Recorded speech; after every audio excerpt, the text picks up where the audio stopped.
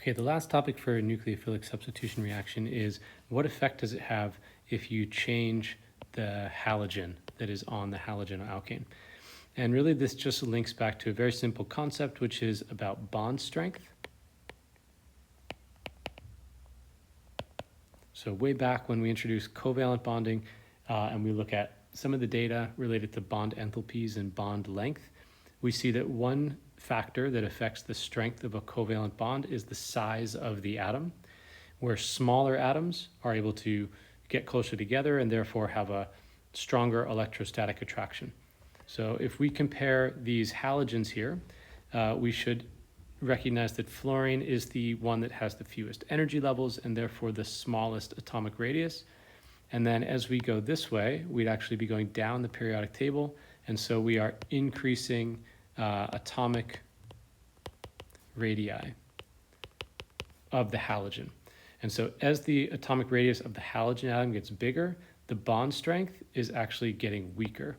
So this direction is the direction of increasing bond strength.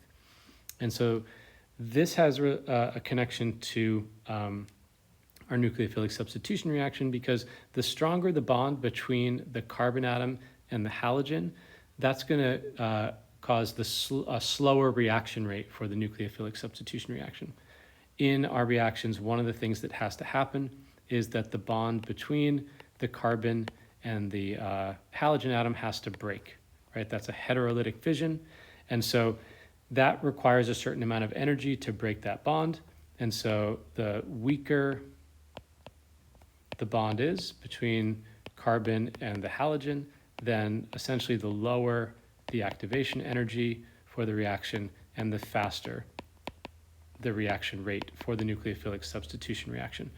So it's quite a common question, either on paper 1 or on paper 2 would be to ask you about which combinations of features would lead to the fastest reaction or the slowest reaction for nucleophilic substitution. And so the main factor now, there used to be additional factors, but they've removed them from the syllabus. So the only factor that you need to be aware of is that as we go down group 17, down the halogens, the bond between the carbon and the halogen is getting weaker, and therefore the reaction rate is getting faster. So this is faster nucleophilic substitution reaction rates.